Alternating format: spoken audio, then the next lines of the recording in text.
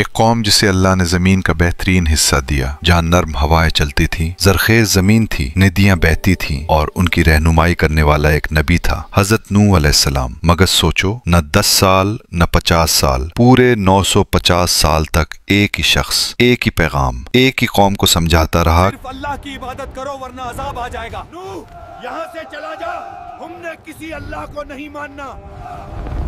پھر ایک دن آسمان نے اپنے دروازے کھول دیے، زمین نے اپنے چھپائے ہوئے چشمے پھوٹ دیے، اور سب کچھ ایک گہرے طوفان میں ڈوب گئے۔ قوم نوح حضرت آدم علیہ السلام کے بعد انسانی تاریخ کی سب سے پرانی قوموں میں سے ایک قوم تھی۔ زیادہ تر روایات کے مطابق یہ لوگ بابل یعنی آج کا عراق کے آس پاس رہتے تھے۔ زمین حسین، فصلیں، طاقتور جسم، لمبے اونچے پہاڑوں جیسی قوت، یہ وہ لوگ تھے جن کے جسم آج کے لوگوں سے کہیں زیادہ مضبوط تھے۔ لیکن پھر ایک نئی فطرت پیدا ہوئی، شرک کا بیج اگنے لگا۔ قوم نوح کے پاس ہر چیز تھی، مگر سب سے بڑی نعمت توحید وہ بھول گئے۔ روایات میں آتا ہے کہ پہلے وہ جن لوگوں کو یاد کرتے تھے وہ نیک بندے تھے۔ لوگوں نے سوچا ان کی یاد قائم رکھنے کے لیے تصویر بنا لیتے ہیں، بس تصویر سے تعظیم، تعظیم سے سجدہ، اور سجدے سے شرک شروع ہو گیا۔ اے ہمارے معبود، ہماری مشکل آسان کر دے، ہماری زندگی میں سکون دے دے۔ قرآن بتاتا ہے کہ انہوں نے کہا، اپنے معبود عد، اسوا، ایغوث، یعوق اور عاصر کو مت چھوڑو، یہ پتھر بن چکے تھے مگر ان کے دل پتھر سے بھی سخت ہو گئے۔ اسی قوم کے حوالے سے کچھ روایتوں میں ایک اور عجیب ہستی کا ذکر ملتا ہے، اوج بن عنق۔ اس کا ذکر قرآن میں نہیں، صرف کچھ قدیم روایتوں میں ملتا ہے۔ کہا جاتا ہے کہ یہ بہت لمبے قد کا، بے حد طاقتور تھا، اتنا کہ کبھی کبھی پہاڑوں کو قدم سے ہلا دیتا۔ لوگوں میں اس کے قصے مشہور تھے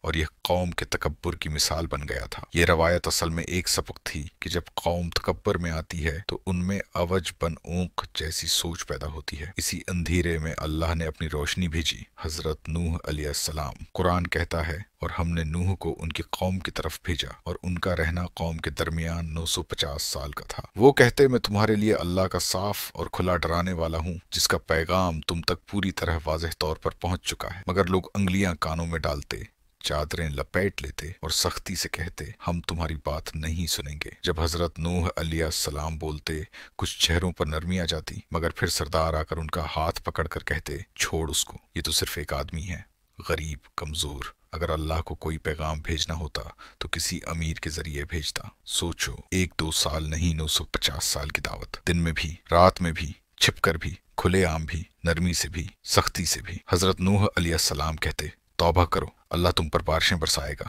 مال دے گا، اولاد دے گا، باغات اگا دے گا، اور تمہاری قوت اور بڑھ جائے گی۔ مگر جواب مذاق، طنز اور دشمنی۔ آخر وہ وقت آ گیا جب علم نے یقین بنا دیا کہ یہ قوم اب کبھی نہیں بدلے گی۔ تب حضرت نوح علیہ السلام نے وہ دعا کی جو انسان کو آج بھی ہلا دیتی ہے، اے میرے رب، زمین پر کسی کافر کو زندہ مت چھوڑ، وہ تیرے بندوں کو گمراہ کریں گے اور فاجر و کافر اولاد پیدا کریں گے۔ پھر اللہ کا حکم اتر گیا، ہماری نگرانی میں کشتی بناؤ اور ظالموں کے بارے میں مجھ سے بات مت کرنا۔ حضرت نوح علیہ السلام کشتی بنانا شروع کر دیتے ہیں۔ سردار گزرتے، ہنستے ہوئے کہتے، ریگستان میں کشتی، پانی 3000 حال کہاں سے آئے گا؟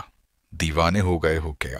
مگر انہیں کیا پتا، ہر کیل، ہر تختہ انہی کی تباہی کا پہلا سر تھا۔ قرآن میں ایک اہم نشانی آتی ہے، جب تنور ابلنے لگے تو ہر جانور کا نر و مادہ جوڑا کشتی میں چڑھا لو، یعنی جانور نوح علیہ السلام کو ڈھونڈ کر نہیں لانے تھے، اللہ کے حکم سے ذریعہ خود چل کر آیا۔ آخر ایک دن وہ نشانی نظر آ گئی جس کا انتظار تھا۔ آسمان سیاہ بادلوں سے بھر جاتا ہے، گرم ہوا اچانک ٹھنڈی تیز بننے لگتی ہے۔ قوم کے سردار اور بزرگ ہنستے ہوئے کہتے ہیں، دیکھو، نوح کے تنور سے بھی پانی نکلے گا کیا؟ قرآن کہتا ہے، جب تنور ابلنے لگا، ایک پرانا چولہا جس میں روٹی پکتی تھی، اس میں سے اچانک پانی ابلنا شروع ہو گیا۔ اگلے ہی لمحے سرداروں کی ہنسی تھم جاتی ہے۔ حضرت نوح علیہ السلام سمجھ گئے عذاب آ گیا ہے، انہوں نے مومنوں کو لے کر کشتی میں سوار ہو گئے۔ پھر اللہ نے فرمایا، آسمان کے دروازے کھول دو، زمین کے چشمے پھوٹ پڑنے دو۔ پانی اوپر سے برسا، پانی نیچے سے ابلا، اور دونوں پانی مل گئے اس تقدیر پر جو لکھی جا چکی تھی۔ نوح علیہ السلام اپنی قوم کی طرف آخری دفعہ دیکھتے ہیں، ان کی بیوی دور اپنے گھر کے دروازے پر کھڑی تھی۔ نوح